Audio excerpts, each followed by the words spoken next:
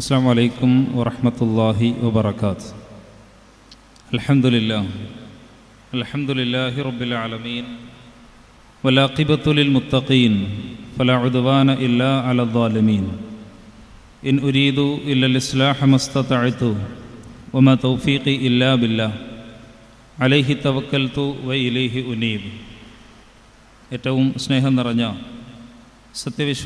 വിശ്വാസിനികളെ, പണ്ഡിതന്മാരെ, നേതാക്കളെ, സഹോദരന്മാരെ, പുതിയ കാലം എന്നുള്ളത് ഞാൻ പറയാതെ തന്നെ എല്ലാവർക്കും ധാരണയുള്ള ഒരു കാലഘട്ടത്തിൻ്റെ വ്യത്യസ്തങ്ങളായിട്ടുള്ള മുഖഭാവങ്ങൾ നമ്മളിന്ന് കണ്ടുകൊണ്ടിരിക്കുന്നുണ്ട്. മനുഷ്യന്മാരെ സംബന്ധിച്ചിടത്തോളം ഒരു ഭീഷണിയായിട്ടുള്ള ഒരവസ്ഥയാണുള്ളത്.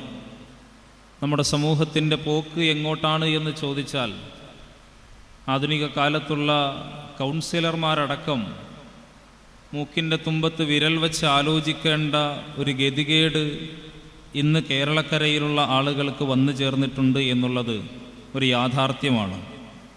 മനുഷ്യരുടെ പരസ്പരമുള്ള വികാര പ്രകടനങ്ങൾ വരെ പേടിപ്പെടുത്തുന്ന രൂപത്തിലായി മാറിയിട്ടുണ്ട്. എൻ്റെ വീടിനടുത്ത് കുറച്ച് നാളുകൾക്ക് മുമ്പ് സ്വന്തം മകൻ്റെ വസ്ത്രം അലക്കാനെടുത്ത ഒരു മകൻ അതിനുള്ള ഒരു സമ്മാനമായി ഉമ്മയ്ക്ക് കൊടുത്തത് ആ ഉമ്മയുടെ നെഞ്ചിലൊരു ചവിട്ടായിരുന്നു. അതിൻ്റെ കാരണം വേറൊന്നുമല്ല, അലക്കാനെടുത്ത കുപ്പായത്തിൻ്റെ ഉള്ളിൽ അവൻ ഒളിപ്പിച്ചു വച്ച എന്തൊക്കെയോ ഉണ്ടായിരുന്നു എന്നുള്ളതാണ്. പാതിരാത്രിയിൽ പുറത്തേക്കിറങ്ങി അതിലും കഴിഞ്ഞ് നല്ലൊരു ശതമാനം രാത്രിയുടെ സമയം പിന്നിട്ട് വീട്ടിനകത്തേക്ക് കടന്നു വരുന്ന മക്കൾക്ക് ഇന്ന് വാതിൽ തുറന്നു കൊടുക്കാൻ പേടിക്കുന്ന മാതാപിതാക്കളായി നമ്മുടെ സമൂഹത്തിലുള്ള ആളുകൾ മാറിയിട്ടുണ്ട്. 4 തരത്തിലുള്ള ബന്ധങ്ങൾക്ക് ഇന്ന് വല്ലാതെ വിള്ളലുകൾ സംഭവിച്ചിട്ടുണ്ട്. ഒന്ന്, മാതാപിതാക്കളും മക്കളും തമ്മിലാണ്. അതിൻ്റെ വിവിധങ്ങളായിട്ടുള്ള വാർത്തകൾ ഓരോ ദിവസവും നമ്മൾ വായിക്കുന്നുണ്ട്. ഉമ്മയെ കൊല്ലുന്ന മക്കളും ഉപ്പയ്ക്ക് നേരെ കണ്ണുരുട്ടി കാണിക്കുന്ന മക്കളും പുതിയ കാലത്ത് നമ്മെ വല്ലാതെ പേടിപ്പെടുത്തിക്കൊണ്ടിരിക്കുന്നുണ്ട്.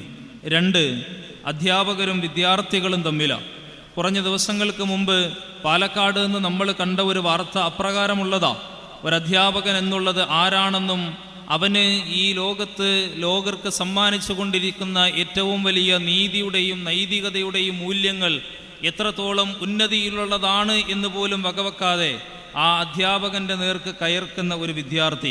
ഒരു സമൂഹം കണ്ണ് കാണാത്ത, പരിഗണിക്കപ്പെടുന്ന ഒരു വിഭാഗമായി അംഗവൈകല്യമുള്ള ആളുകളെ ഭിന്നശേഷിക്കാരായി നിലനിൽക്കുന്ന ഈ ഒരു സാഹചര്യത്തിൽ അവർക്കും ജോലി ആവശ്യമാണെന്നിരിക്കെ ഒരു കോളേജിലേക്ക് കണ്ണ് കാണാത്ത ഒരു മനുഷ്യൻ അധ്യാപകനായി കയറുന്നുണ്ട്. കുറച്ച് ദിവസങ്ങൾക്ക് ശേഷം ആ കണ്ണ് കാണാത്ത അധ്യാപകനെ പോലും കാഴ്ചശക്തി ഇല്ലാത്തതിൻ്റെ പേരിൽ കളിയാക്കുന്ന വിദ്യാർത്ഥി സമൂഹം നമ്മുടെ കാലത്തെ വല്ലാതെ പേടിപ്പെടുത്തുന്നുണ്ട്. 3, ഭാര്യയും ഭർത്താവും തമ്മിലാണ്. കഴിഞ്ഞ കുറച്ച് നാളുകൾക്ക് മുമ്പാണ് മലപ്പുറം ജില്ലയിലെ തന്നെ പ്രസിദ്ധമായ ഒരു സ്ഥലത്ത് 19 വയസ്സുള്ള ഒരു പെൺകുട്ടി ആത്മഹത്യ ചെയ്തത്. എന്തേ? കല്യാണം കഴിഞ്ഞതിന് ശേഷം അവളിൽ നിന്നുള്ള പല അസ്വാരസ്യങ്ങളും ഉണ്ടാകുന്നതിൻ്റെ കൂട്ടത്തിൽ അവൻ പറഞ്ഞുപോയി അത്രേ, നിനക്ക് ഇംഗ്ലീഷ് സംസാരിക്കാൻ അറിയില്ല, നിനക്ക് നിറം പോരാ. ഇതെല്ലാമാണ് ഇന്ന് സമൂഹം നേരിട്ട് കൊണ്ടിരിക്കുന്ന ഭാര്യ ഭർത്താക്കന്മാർക്കിടയിലുള്ള ഒരു പ്രയാസം എന്നുള്ളത്. 4ാമത്തെ വിഭാഗം കൂട്ടുകാരാണ്. ഷഹബാസ് എന്ന് പറയുന്ന വിദ്യാർത്ഥിയുടെ മരണത്തിൻ്റെ വേദന ഇന്നും ആർക്കും മാഞ്ഞു തീർന്നിട്ടില്ല. ഒരിക്കലും അവസാനിക്കാത്ത ഒരു മുറിവായി അവർക്കിടയിലുള്ള ആ പ്രശ്നം ഇന്നൊരു നാടിൻ്റെ പ്രശ്നമായി, ഒരു രാഷ്ട്രീയ പ്രശ്നമായി ഇന്ന് സമൂഹം ഏറ്റെടുത്തിട്ടുണ്ട് എങ്കിൽ പ്രിയപ്പെട്ടവരെ ആലോചിക്കണം, നമ്മുടെ സമൂഹത്തിൻ്റെ പോക്ക് എങ്ങോട്ടാണ് എന്നുള്ളത്. ഹബീബായ റസൂലുള്ളാഹി സ്വല്ലല്ലാഹു അലൈഹി വസല്ലം വിശദീകരിക്കുന്ന ഒരു ഹദീസിൽ കാണാൻ സാധിക്കും, യതഖാറബു സമാൻ, കാലം നിങ്ങളിലേക്ക് ഇങ്ങനെ അടുത്തുകൊണ്ടിരിക്കും. അവസാന സമയമാകുമ്പോഴേക്കും സമയം ഒട്ടുമില്ലാത്ത പോലെ നിങ്ങൾക്ക് തോന്നും. വയൻഖുസുൽ അമൽ, നിങ്ങളുടേതായിട്ടുള്ള സൽക്കർമ്മങ്ങൾ കുറഞ്ഞു വരും. ആരാണ് പ്രിയമുള്ളവരെ സൽക്കർമ്മങ്ങൾക്ക് ഇന്ന് വലിയ പ്രാധാന്യങ്ങൾ കൊടുക്കുന്നത്? മതവും മതത്തിൻ്റെ മൂല്യങ്ങളും മനസ്സിലാക്കിയ ഏതാനും കുറഞ്ഞ ആളുകൾ മാത്രം ഈ സമൂഹത്തിലെ സൽക്കർമ്മങ്ങൾക്ക് വേണ്ടി നിരന്തരം പരിശ്രമിച്ചു കൊണ്ടിരിക്കുന്നുണ്ട് എങ്കിൽ ഒരു പുതുതലമുറയിലുള്ള ആരെയാണ് നമുക്ക് കാണാൻ സാധിക്കുന്നത്? നിങ്ങൾ ആലോചിക്കണം, ഒരു സുബഹിന്റെ ജമാഅത്ത് നടക്കുന്ന സദസ്സിലേക്ക് എത്ര യുവാക്കളായ ആളുകൾ കടന്നു വരുന്നുണ്ട്. വെള്ളക്കുപ്പായം ധരിച്ച് വടിയിൽ ഊന്നുവടിയുമായി വരുന്ന വയോവൃദ്ധരായിട്ടുള്ള ആളുകൾ മാത്രമല്ലേ ഇന്ന് ഒരു പള്ളിയുടെ ഒന്നാമത്തെ സഫിലും രണ്ടാമത്തെ സഫിലും മൂന്നാമത്തെ സഫിലും ഉള്ളൂ എന്നുള്ളത് ഞാൻ പറയാതെ നിങ്ങൾക്ക് ബോധ്യമുള്ള കാര്യമല്ലേ? ഇന്ന് സൽക്കർമ്മങ്ങൾക്ക് ആർക്കും താല്പര്യമില്ലാതായി മാറുന്നുണ്ട്. നിങ്ങൾക്കരികിലേക്ക് പിശുക്ക് വരും. ചോദിച്ചു വരുന്ന ആളുകൾക്ക് ഒരല്പം പണം നൽകുവാനോ അവന് വേണ്ടി ഒരല്പം സമയം കണ്ടെത്തുവാനോ അശരണരായിട്ടുള്ള ആളുകൾക്ക് വേണ്ടി തൻ്റെ ജീവിതത്തെ ഒന്ന് മാറ്റിവെക്കുവാനോ കഴിയുന്ന ആളുകൾ പോലും ഇന്ന് സമൂഹത്തിൽ ഇല്ലാതായി മാറുന്നുണ്ട്. വൈഖ്സുറുൽ ഹർജ, നിങ്ങൾക്കിടയിലേക്ക് കൊലപാതകങ്ങൾ വർദ്ധിക്കും. ആരെ കൊന്നു എന്നുള്ള ചോദ്യത്തിന് ഉത്തരം കിട്ടാത്ത രൂപത്തിലായി മാറിയിട്ടില്ലേ? പരസ്പരം കൊന്നു തള്ളുന്ന ആളുകൾ എന്തിൻ്റെ പേരിലാ? ഏത് കാരണത്തിന്റെ പേരിലാ? ന്യായമായിട്ടുള്ള ഒന്നും അവർക്ക് ഈ ലോകത്തിന്റെ മുമ്പിൽ അവതരിപ്പിക്കാൻ കഴിയാത്ത രൂപത്തിലല്ലേ ഇന്ന് സമൂഹത്തിലെ കൊലപാതകങ്ങൾ നടന്നുകൊണ്ടിരിക്കുന്നത്? ചില തിരിച്ചറിവുകൾ ഈ സമയത്ത് നമുക്ക് ആവശ്യമാണ്. ആരാണ് നമ്മൾ എന്നുള്ള ഒരു ബോധ്യം നമുക്കുണ്ടാകണം. നമുക്ക് എന്താണ് ഇവിടെ ഉത്തരവാദിത്തം? എന്തിനാ നമ്മൾ ഈ ലോകത്തേക്ക് വന്നിട്ടുള്ളത്? കുറെ സുഖങ്ങളും കുറെ സന്തോഷങ്ങളും കുടുംബപരമായും സാമൂഹികപരമായും മാത്രം ഇടപെട്ട് ജീവിക്കാനുള്ളതല്ല. കൃത്യമായ ഉത്തരവാദിത്വ ബോധത്തോടു കൂടിയാണ് അല്ലാഹു സുബ്ഹാനഹു വ തആല നമ്മളെ ഈ ലോകത്തേക്ക് അയച്ചിട്ടുള്ളത്. ആയുസ് ഇങ്ങനെ മുന്നോട്ട് അധികരിച്ചു പോകുമ്പോൾ അധികമായി തോന്നുന്ന പലതും ഈ ദുനിയാവിലെ നമ്മളെ വല്ലാതെ പിന്നോട്ടടിപ്പിക്കുന്നുണ്ട് എങ്കിൽ ഒന്ന് ആലോചിക്കണം. അല്ലാഹു സുബ്ഹാനഹു വ തആല നമുക്ക് ആയുസ് നൽകിയത് എന്തിനാ? വിശുദ്ധ ഖുർആൻ നമ്മോട് പറഞ്ഞില്ലേ, വമൻ നുഅമ്മിറുഹു നുനക്കിസ്ഹു ഫിൽ ഖൽഖ്. അല്ലാഹു നിങ്ങളെ സൃഷ്ടിക്കുകയും നിങ്ങളുടെ ശരീരത്തിലെ വിവിധങ്ങളായിട്ടുള്ള മാറ്റങ്ങൾ വരുത്തുകയും ചെയ്തിട്ടുണ്ട് എങ്കിൽ പ്രിയപ്പെട്ടവരെ, അഫലാ യഅഖിലൂൻ, നിങ്ങളതൊന്ന് ആലോചിക്കാൻ വേണ്ടിയാ. നിങ്ങളുടെ ശരീരത്തിന്റെ രൂപങ്ങളും ഘടനകളും ശരീരത്തിന്റെ വിവിധങ്ങളായിട്ടുള്ള വ്യത്യാസങ്ങൾ വരുന്നതെല്ലാം തന്നെ നിങ്ങൾക്കൊരു ആലോചന ഉണ്ടാകുന്നതിന് വേണ്ടിയാ. അള്ളാഹു പറഞ്ഞില്ലേ, ഈ ദുനിയാവിൽ ഞാനൊരു ഖലീഫയെ, ഞാനൊരു പ്രതിനിധിയെ സൃഷ്ടിക്കാൻ പോവുകയാ. ഇന്നി ജാഇലുൻ ഫിൽ അർദി ഖലീഫ, ഞാനൊരു ഖലീഫയെ ഉണ്ടാക്കാൻ പോവുകയാ. പ്രിയപ്പെട്ടവരെ, നമ്മളെല്ലാം ഒരു ഖലീഫമാരാണ്. ഒരു ഉത്തരവാദിത്വം ഏറ്റെടുത്ത ആളുകളാണ്. നമുക്ക് മുമ്പേ ജീവിച്ച ഖുലഫാഇർ റാഷിദീങ്ങളുടെ കഥകൾ പറയുമ്പോൾ, ചരിത്രങ്ങൾ പറയുമ്പോൾ, ഹർജകളില്ലാത്ത, പിശുക്കുകളില്ലാത്ത, സൽക്കർമ്മത്തിന് വളരെ പ്രാധാന്യം നൽകുന്ന ഒരു പറ്റം ആളുകൾ ജീവിച്ച് മരണപ്പെട്ടു പോയ ഒരു സമുദായത്തിന്റെ പിന്മുറക്കാരാണ് നമ്മളല്ലേ ഈ സമുദായത്തിന് ഏറ്റവും വലിയ ദിശാബോധം കാണിക്കുന്നത്. കഴിഞ്ഞ ദിവസവും ഒരു സുഹൃത്ത് പങ്കുവെച്ചത്, എല്ലാവർക്കും അവരുടെ മഹല്ല് എന്നുള്ളത് വളരെ വളരെ കാതലായിട്ടുള്ള ഒരു സംഗതിയാണ്. ആ മഹല്ല് നന്നാവണം എന്നുള്ളത് എല്ലാവരുടെയും ആഗ്രഹമാണ്. എന്നാൽ ആ മഹല്ലിന്റെ നേതൃത്വം കൊടുക്കുന്ന ആളുകൾ പോലും ഈ സമൂഹത്തിലെ ലഹരി പദാർത്ഥങ്ങൾ ഉപയോഗിച്ചുകൊണ്ട് സമൂഹത്തിനെ മലീമസമാക്കാൻ ശ്രമിക്കുന്നുണ്ട് എങ്കിൽ ആരാണ് കുറ്റക്കാരായിട്ടുള്ളവർ? ആരെയാണ് നമ്മൾ ചോദ്യം ചെയ്യേണ്ടത്? ആരോടാണ് നമ്മൾ ഇത്തരത്തിലുള്ള ഉപദേശങ്ങൾ നൽകേണ്ടത്? വിശുദ്ധ ഖുർആനിൽ അല്ലാഹു സുബ്ഹാനഹു വ തആല നമുക്ക് ചെയ്യാനുള്ള ഏറ്റവും വലിയ ഉത്തരവാദിത്തം എന്നുള്ള നിലക്ക് നമ്മോട് പറഞ്ഞത്, വയഅ്മുറുഹും ബിൽ മഅറൂഫ് വയൻഹാഹും, നിങ്ങൾ നന്മകൾ കൽപ്പിക്കണം. വയൻഹാഹും അനിൽ മുൻകർ, തിന്മകളെ നിങ്ങൾക്ക് വിരോധിക്കാൻ സാധിക്കണം. പ്രിയപ്പെട്ടവരെ, ഒന്നാലോചിക്കുക.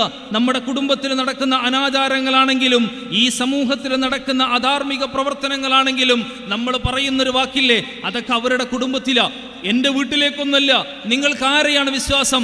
നിങ്ങളുടെ മക്കളെ പരിപൂർണമായ വിശ്വാസമുള്ള എത്ര ഉപ്പമാരും എത്ര ഉമ്മമാരും നമ്മുടെ പുതിയ കാലത്ത് ജീവിച്ചിരിക്കുന്നുണ്ട്. നമ്മുടെയൊക്കെ ഒരു തോന്നലില്ലേ, എൻ്റെ കുടുംബത്തിലൊന്നും അങ്ങനെ നടക്കില്ല എന്നുള്ളത്. ഞാൻ ആരെയും പേടിപ്പെടുത്താൻ വേണ്ടി ഒന്നും പറയുന്ന ഒരു സംഗതിയല്ല കേട്ടോ. ആരുടെ ഈ മക്കളെ പറ്റി ഒരു അവിശ്വാസകരായി മാറുവാൻ വേണ്ടി പറയുന്നതല്ല. ഈ സമൂഹത്തിൻ്റെയും ഈ കാലഘട്ടത്തിൻ്റെയും പോക്ക് അത്ര മോശമായതുകൊണ്ട് മാത്രം സൂചിപ്പിച്ചതാ. നമ്മുടെ മക്കളെ പറ്റിയും നമുക്ക് കൃത്യമായൊരു ധാരണയുണ്ടാകണം. കാരണം ഈ സമൂഹത്തിൽ ഏറ്റവും കൂടുതൽ ആദരിക്കപ്പെട്ട ആളുകളാണ് പ്രിയപ്പെട്ടവരെ നമ്മൾ. ഏറ്റവും കൂടുതൽ ആദരവ് പിടിച്ചു വാങ്ങുവാനും നമുക്ക് സാധിക്കണം. ഒരു സമൂഹത്തിൽ നമ്മൾ എന്തുമാത്രം മാതൃകകൾ നൽകുന്നുണ്ടോ ആ സമൂഹം പിൽക്കാലത്ത് വളർത്തിയെടുക്കുന്ന ഒരു തലമുറയെ അതേ രൂപത്തിലായിരിക്കും കൊണ്ടുവരിക. നിങ്ങളൊന്ന് ആലോചിക്കുക, ഈ സമൂഹത്തിലുള്ള എത്ര ആളുകൾക്ക്, എത്ര മനുഷ്യർക്ക് ഈ സമൂഹത്തിലുള്ള വളർന്നുകൊണ്ടിരിക്കുന്ന ഒരു തലമുറ ഏറ്റവും നന്നായി മാറുമെന്ന് ഉറപ്പ് പറയാൻ സാധിക്കും. നമ്മളവർക്കൊരു മാതൃകയല്ലേന്നേ. നമ്മൾ അവർക്ക് കൃത്യമായി ദിശാബോധം നൽകേണ്ട ആളുകളല്ലേ. അള്ളാഹു നമ്മളെ പറ്റിയാന്നേ പറഞ്ഞത്, വലക്കദ് കറംന ബനി ആദം, ആദമിന്റെ മക്കളെയെല്ലാം അള്ളാഹു സുബ്ഹാനഹു വ തആല ആദരിച്ചിട്ടുണ്ട്. നമുക്ക് വേണ്ടതെല്ലാം ഈ ലോകത്ത് അള്ളാഹു ഒരുക്കി തന്നില്ലേ?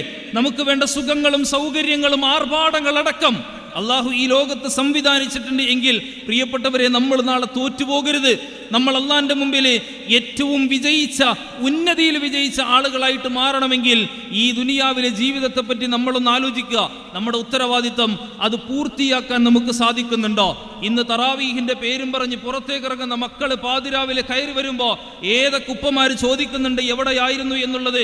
ചോദിക്കുന്നതിന് പകരമേ ഒന്നാമത്തെ സഫിൽ ആ മകൻ കാണെ, ഒന്നാമത്തെ സഫിൽ ആ ഉപ്പയുണ്ട് എങ്കിൽ അവനോട് പറയാതെ ബോധ്യപ്പെടുത്താൻ കഴിയുന്ന കാര്യം അതല്ലേ? എന്തിനാന്ന് പറഞ്ഞു കൊടുക്കേണ്ട ആവശ്യം?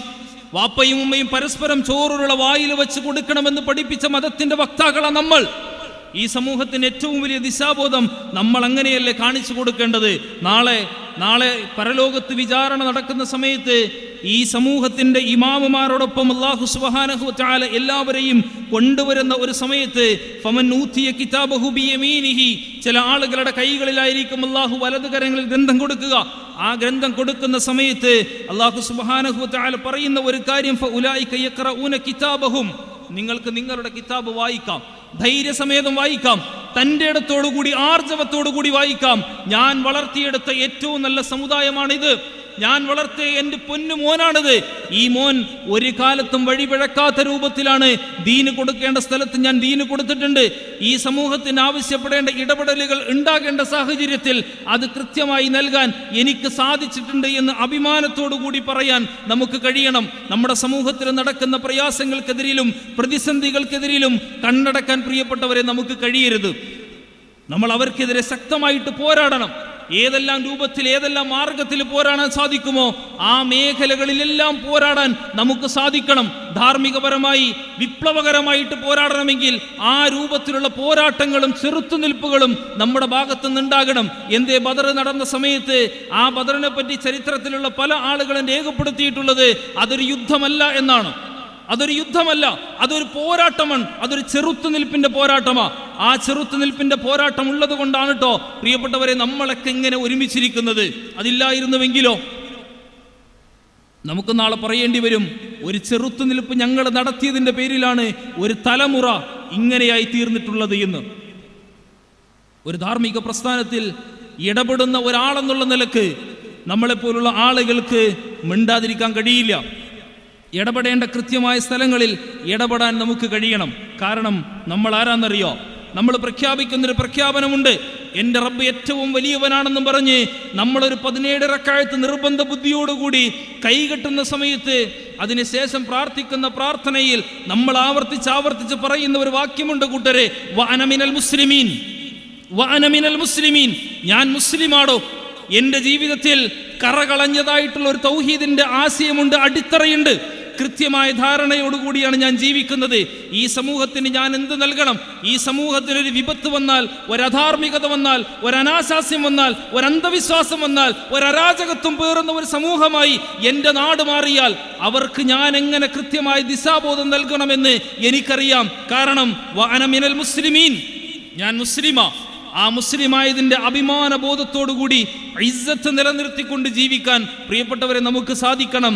മഹാനായ അബൂബക്കർ സിദ്ദീഖ് റളിയല്ലാഹു അൻഹു മരിക്കാൻ കിടക്കുന്ന ഒരു രംഗം ചരിത്രത്തിൽ കാണാം. അദ്ദേഹം പ്രാർത്ഥിക്കുന്നൊരു പ്രാർത്ഥന കേൾക്കാൻ കഴിയാതിരിക്കുമ്പോൾ സഹാബാക്കളെല്ലാം ആ അബൂബക്കർ സിദ്ദീഖ് റളിയല്ലാഹു അൻഹുവിന്റെ ചുണ്ടിനോട് കാതിങ്ങനെ അടുപ്പിക്കുന്നുണ്ട്. ആ മനുഷ്യൻ അവിടെ വെച്ച് പ്രാർത്ഥിക്കുന്നുണ്ട്. സ്വർഗം കൊണ്ട് സന്തോഷ വാർത്ത അറിയിക്കപ്പെട്ടിട്ടും മഹാനായ അബൂബക്കർ സിദ്ദീഖ് റളിയല്ലാഹു അൻഹു പ്രാർത്ഥിച്ച പ്രാർത്ഥന എന്തായിരുന്നു എന്നറിയോ? അല്ലാഹുമ്മ തവഫനി മുസ്ലിമൻ, അല്ലാഹുമ്മ തവഫനി മുസ്ലിമൻ വഅൽഹിഖ്നി ബിസ്സാലിഹീൻ. അല്ലാഹുവേ, എന്നെ നീ സ്വാലിഹീങ്ങളുടെ കൂട്ടത്തിൽ ഉൾപ്പെടുത്തണം, എന്നെ നീ മുസ്ലിമായിട്ട് തന്നെ മരിപ്പിക്കണം. നമ്മുടെ ആഗ്രഹവും അതല്ലേ. പക്ഷേ ഈ സമുദായത്തിന് നമ്മൾ കൊടുക്കുന്ന മാർഗനിർദ്ദേശങ്ങൾ ഇസ്ലാമികമല്ല എന്നുണ്ടെങ്കിൽ, നമ്മൾ ജീവിക്കുന്നതും നമ്മൾ എടുത്തു വെക്കുന്ന കാൽപ്പാടുകളും ഇസ്ലാമിൻ്റെതല്ല എന്നുണ്ടെങ്കിൽ ഈ സമൂഹത്തിലുള്ള അധാർമികതകളെ നമുക്കൊരിക്കലും തുടച്ചു നീക്കാൻ സാധിക്കില്ല. ഇന്ന് നമ്മൾ ജീവിക്കുന്ന ഈ നാടിൻ്റെ സാഹചര്യം എങ്ങനെയാ? വർദ്ധിക്കുന്ന ജീവിത ചെലവുകളുണ്ട്, നികുതി ഭാരങ്ങളുണ്ട്, നാണയപ്പെരുപ്പങ്ങളുണ്ട്, തൊഴിലില്ലായ്മയുണ്ട്. ഭരണകൂടത്തിന്റെ ധൂർത്ത് അടക്കം എല്ലാം ചേർന്നിട്ടുള്ള ഒരു ജനജീവിതത്തിന്റെ ഏറ്റവും വലിയ ദുസ്സഹമായിട്ടുള്ള ഒരവസ്ഥയിലൂടെ നമ്മൾ കടന്നുപോയിക്കൊണ്ടിരിക്കുന്നത്. 1934 അമേരിക്കയിലെ കോർപ്പറേറ്റുകളെ സഹായിക്കാൻ അന്നത്തെ ഭരണകൂടം നടത്തിയിട്ടുള്ള കിരാതമായ ചില നടപടികളുടെ തൽഫലമായിക്കൊണ്ട് പിന്നീട് സംഭവിച്ചത് ചരിത്രത്തിൽ വായിക്കാൻ സാധിക്കും. 8 മില്യൺ കന്നുകാലികളെ അവർ വെടിവെച്ച് കൊന്നു എന്നുള്ളതാ. 8 മില്യൺ കന്നുകാലികളെ അവർ വെടിവെച്ച് കൊന്നു.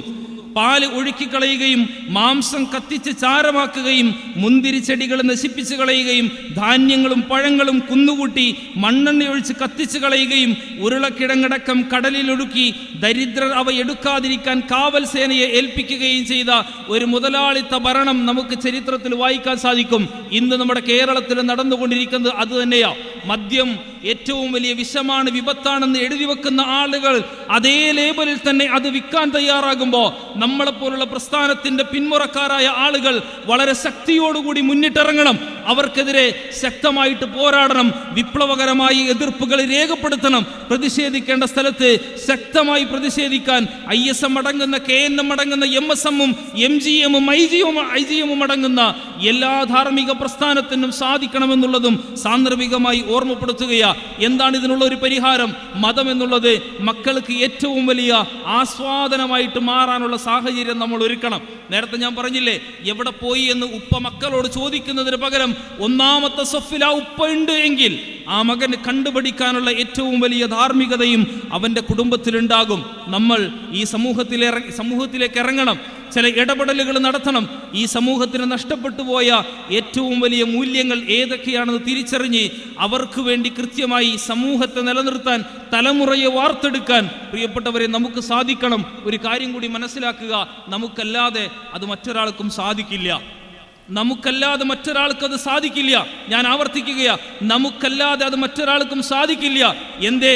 കാടത്തം നിറഞ്ഞ ഉമർ ഇബ്നു ഖത്താബ് റളിയല്ലാഹു അൻഹു പിൽക്കാലത്ത് മുസ്ലിമായി മാറി ഇസ്ലാമിന്റെ അടയാളപ്പെടുത്തിയ ജീവചരിത്രം വായിക്കുമ്പോൾ ആ മനുഷ്യൻ രാത്രിയെ 3ആയിട്ട് തിരിച്ചില്ലേ?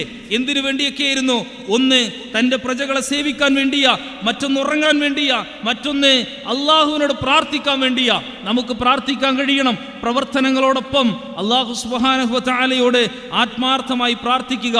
മറ്റൊന്ന് ഇറങ്ങുക, അള്ളാന്റെ മാർഗത്തിൽ ഇറങ്ങുക. ഒരു മടിയും വിചാരിക്കരുത് കേട്ടോ, ഒരു കുറവുകളും വിചാരിക്കരുത്. ഒരു പോസ്റ്റർ ഒട്ടിക്കാൻ കഴിയുമെന്നുണ്ടെങ്കിൽ അതാണോ വിജയം? ഒരു പ്രതിഷേധം അറിയിക്കാൻ കഴിയുന്നുണ്ടെങ്കിൽ അതാണ് വിജയം. ഒരു മുദ്രാവാക്യം വിളിക്കാൻ കഴിയുന്നുണ്ടെങ്കിൽ അതാണ് വിജയം. ഇത് രാഷ്ട്രീയ പ്രസംഗമായിട്ടൊന്നും ആരും കരുതണ്ട കേട്ടോ. നമ്മുടെ ദീനിന്റെ, നമ്മുടെ മതത്തിന്റെ, നമ്മുടെ നാടിന്റെ പോക്ക് അത്തരത്തിലായി എന്നതുകൊണ്ട് മാത്രം സൂചിപ്പിച്ചതാ. നമ്മളെ ഇസ്സത്തുള്ള ആളുകളാ, അഭിമാനമുള്ള ആളുകളാ. മഹാനായ ഉമർ ഖത്താബ് റളിയല്ലാഹു അൻഹു പേർഷ്യ പോലുള്ള സാമ്രാജ്യത്വ ശക്തികളെ കാണാൻ വേണ്ടി പോകുന്ന ഒരു സാഹചര്യം ചരിത്രത്തിൽ വായിക്കാം. അന്ന് അദ്ദേഹം പറഞ്ഞു വെക്കുന്ന ഒരു വാക്യമുണ്ട്, ഇന്ന കുന്ന അതല്ല ഖൗം, നമ്മൾ ഏറ്റവും കൂടുതൽ നിന്ദ്യത പേറിയ ഒരു സമുദായമായിരുന്നു. എന്നാൽ അഅസ്സനല്ലാഹു ബിൽ ഇസ്ലാം, അള്ളാഹു നമ്മളെ ഇസ്ലാം കൊണ്ട് ശക്തിപ്പെടുത്തിയിട്ടുണ്ട്. ഏറ്റവും കൂടുതൽ വലിയ പ്രതാപമുള്ള ആളുകളായിട്ട് നമ്മൾ മാറിയിട്ടുണ്ട്. പ്രിയപ്പെട്ടവരെ, ആ പ്രതാപം ഈ സമൂഹത്തിൽ വരും തലമുറയ്ക്ക് പകർന്നു നൽകാൻ നമുക്ക് കഴിയണം. ആ രൂപത്തിൽ ആലോചിക്കണം, ആ രൂപത്തിൽ ചിന്തിക്കണം.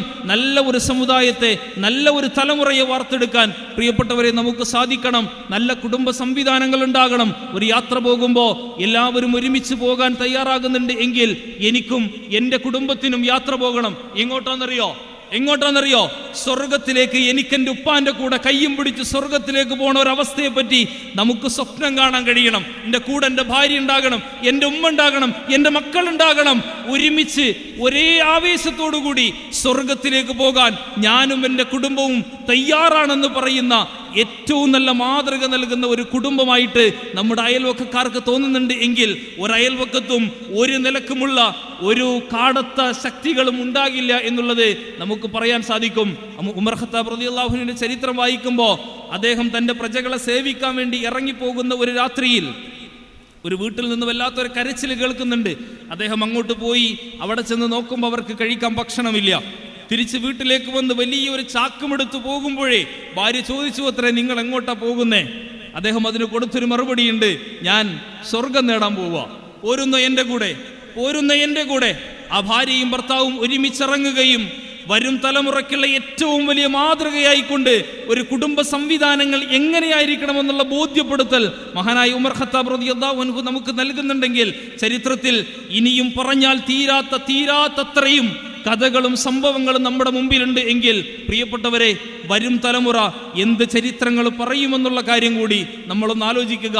അല്ലാഹു സുബ്ഹാനഹു വ തആല നമുക്കേവർക്കും സത്യത്തെ സത്യമായി മനസ്സിലാക്കുവാനും യഥാർത്ഥ ധർമ്മത്തിന് വേണ്ടി ഇറങ്ങി പുറപ്പെട്ട് ഈ ജീവിതത്തെ അള്ളാഹുവിന് വേണ്ടി സമർപ്പിക്കാൻ കഴിയുന്ന യഥാർത്ഥ വിശ്വാസികളായി ജീവിച്ച് മരിക്കുവാനുള്ള തൗഫീഖ് നൽകി അനുഗ്രഹിക്കുമാറാകട്ടെ. വആഖിറു ദഅ്വാനാ അനിൽ ഹംദുലില്ലാഹി റബ്ബിൽ ആലമീൻ. വസ്സലാമു അലൈക്കും വറഹ്മത്തുള്ളാഹി.